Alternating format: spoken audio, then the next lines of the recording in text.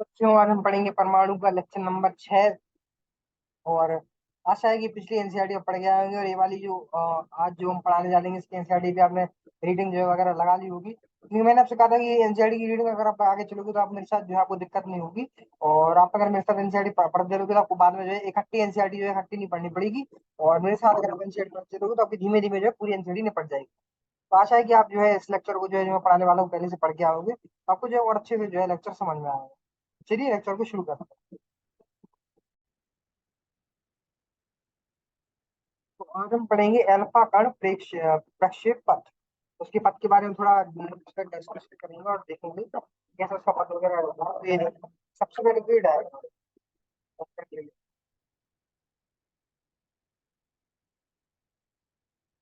किसी भारी नाभिक के गुलाम क्षेत्र में अल्फा कण का प्रक्षेप संगठन प्रचल असंगठित प्रचल पी और प्रक्रिया में कोण थीटा अंतर चित्र में दर्शाया गया। तो ये देखो, ये जो है हमारे लक्ष्य नाम है, और ये जो है हमारे पार्टिकल से आ रहे हैं। तो ये कोई मुझे बता सकता है कि ये जो है इसी दिशा में आ रहा है, इसी दिशा में कैसे होगा। तो पिछली वीडियो मैंने आपको बताया था जो अ,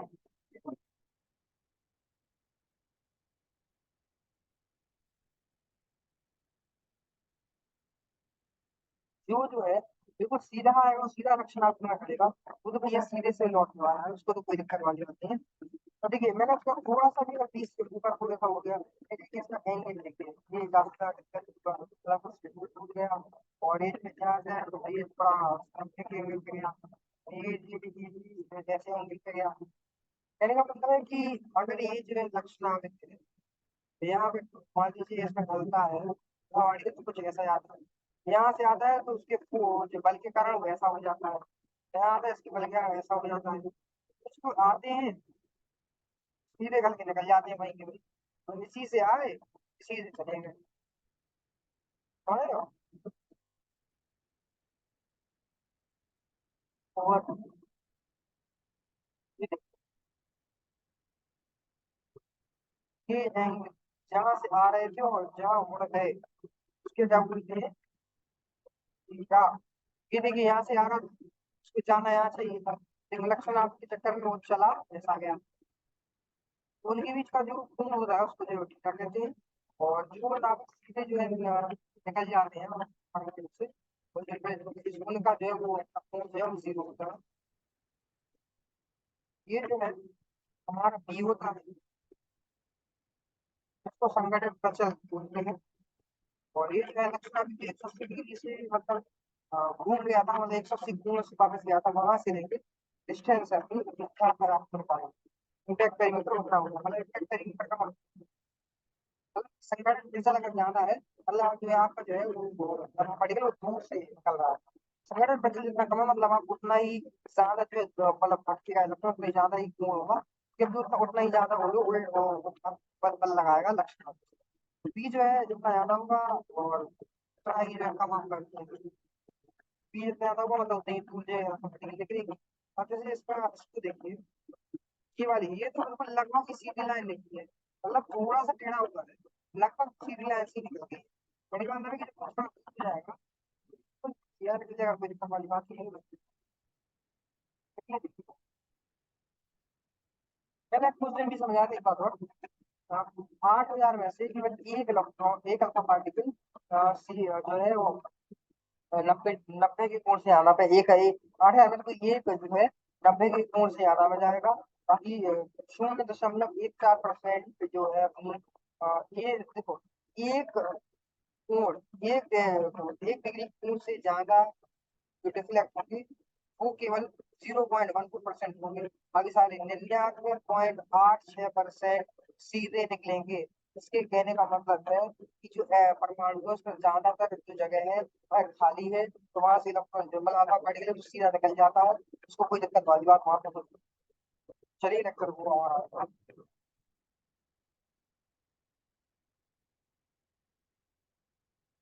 अल्फा कण और असंगठित प्रचल, अल्फा कण द्वारा अनुरेक्षित प्रक्षेप पथ संगठन, ये संगठित प्रचल B1 निर्भर करता है।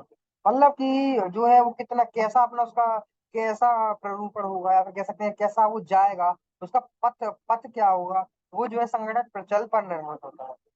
संघ प्रचल अल्फा कण के प्रारंभिक वेग सदिश की नाभिक के केंद्र से अभिलवीच दूरी है। समझे आप? तो ये चित्र जो है 12.4 में दर्शाई गई। अल्फा कण के पुंज का जो है वितरण पढ़े अपन।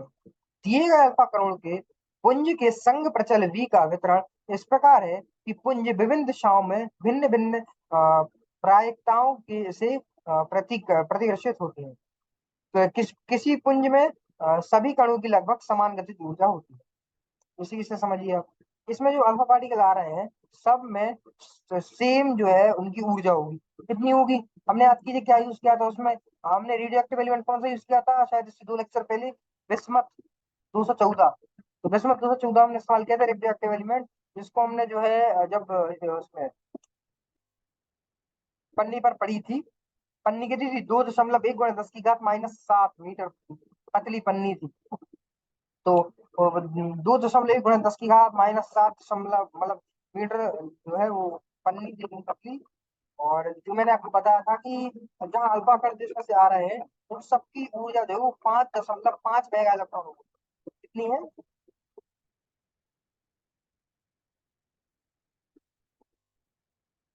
5.5।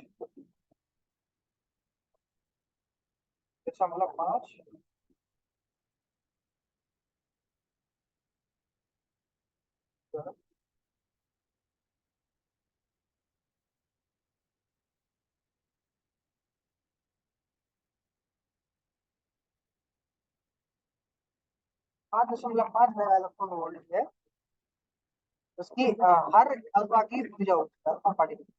तो फर्क क्या पड़ता है? फर्क पड़ता है इस संगठक प्रचल से। संगठक प्रचल जितना ज्यादा हुआ इलेक्ट्रॉन जो मतलब कम जो है उसका पाथ जैसे हम तो कम उतनी ही जो है कम मात्राओं से अपना तरफ जाता रहेगा, कम प्रभाव पड़ेगा उस पर। क्यों? कि उतना ही कम प्रभाव पड़ेगा जितना कि लाक्स नाभिक से दूर होगा। बस यही दिख रहा है अपन को कि जो है अपना जो है संगठक प्रचल ज्यादा होगा, नाभिक से दूरी होगी। जितनी ज्यादा दूरी होगी उतना ज्यादा कम प्रभाव होगा, तो उसमें ही जो है कम जो है अपना कोण होगा।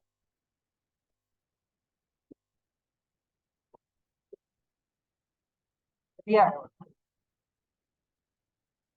अल्फा कण की प्रक्षेप स्थिति। देखिए, यह देखा गया कि नाभिक के समीप कोई अल्फा कण कम संगठित प्रचल अधिक प्रकीर्णित हो रहा है। प्रत्यक्ष संगठन की स्थिति में संघ प्रचल न्यूनतम है तथा अल्फा कण के पीछे की ओर प्रतिक्षेप होता है। कहने का मतलब है, तो ये वाली लाइन,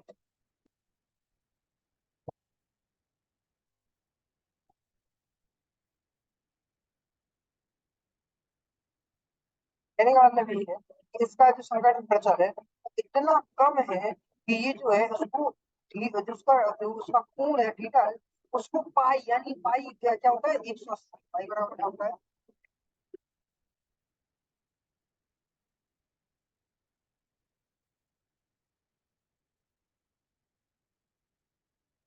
180 डिग्री।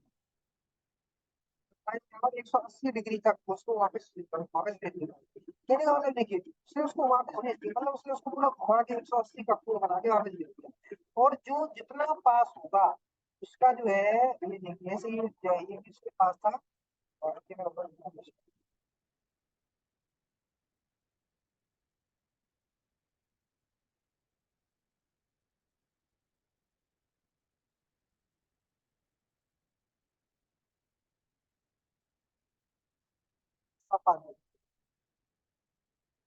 एग्जैक्ट तो नहीं बना पा रहा हूँ, थोड़ा टेढ़ा मेढ़ा हो गया बट कोई नहीं।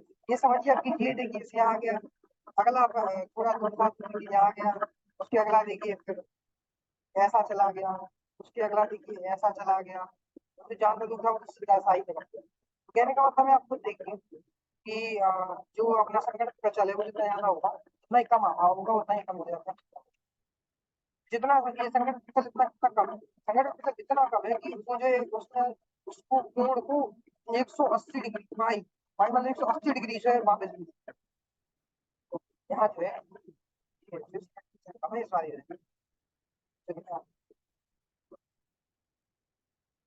यहाँ पे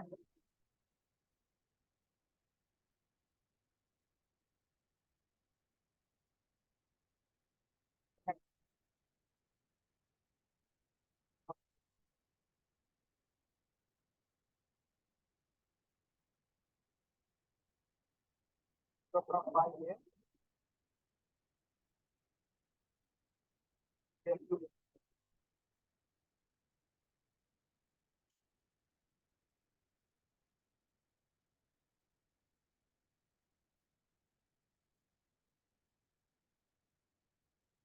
एक सौ अस्सी डिग्री फाइव जो है 180 होता है, तो 180 के वापस जो डिजाइन चल जो है बहुत कम।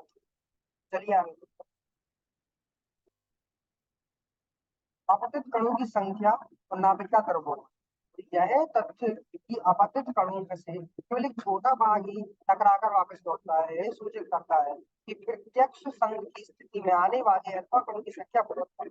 मतलब जो प्रत्यक्ष संघ में आ रहे हैं ना, जो सीधा गल रहे हैं, मतलब डायरेक्ट उसमें डायरेक्ट घल रहे हैं बिल्कुल सीधा। अगर ये मान लीजिए जो है अपना वो है ये अपना नाभिक, तो ऐसा आ रहा है बिल्कुल बीच में कर रहा है, तो बीच में गलोगे तो यार वैसे ही लौट जाओगे। मान लो ऊपर भी गलता है तो ऊपर गलेगा तो टेढ़ा जाएगा, और थोड़ा ऊपर रहेगा तो उसके अभाव के कारण वो ऐसा जाएगा। लेकिन जब बीच में ही गलेगा तो वो बिल्कुल 180 का जो है कोण बना के वापस चला जाएगा।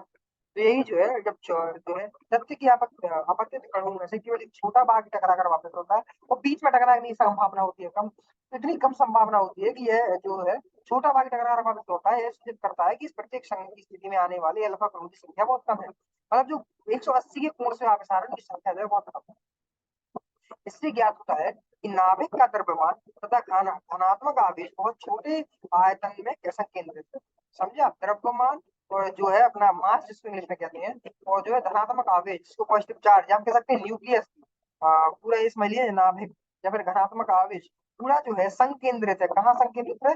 उस जो है उसके बिल्कुल सेंटर में कह सकते हैं, या बीच में कह सकते हैं, पूरा संकेंद्रित।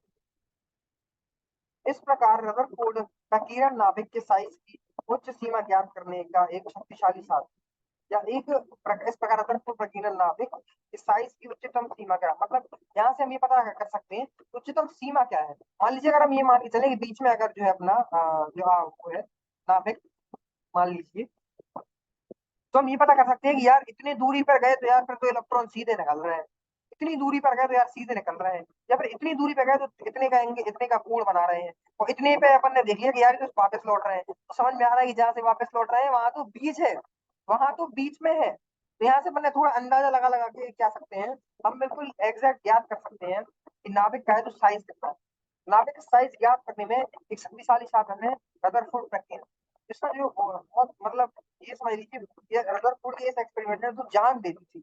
अपन को इतना कुछ पता चला इससे कि नाभिक का साइज जो है क्या होगा, मतलब बहुत बड़ी बात है अगर नाभिक का साइज पता चल जाता है कि नाभिक साइज पर, जैसे हमको पता है कि नाभिक बहुत ही छोटे होते हैं, उनका अगर अपन चाहे चाहकर भी साइज नाप सकते हैं, लेकिन अपन को एक्सपेरिमेंट करके जांच पड़ताल करके बहुत ही एक्सपेरिमेंटल ऑब्जर्वेशन लेके हमको समझ के देख के पता कर सकते हैं कि यार इनकी जो है सीमा ये है, यहाँ से यहाँ तक जो है ये है फैला हुआ।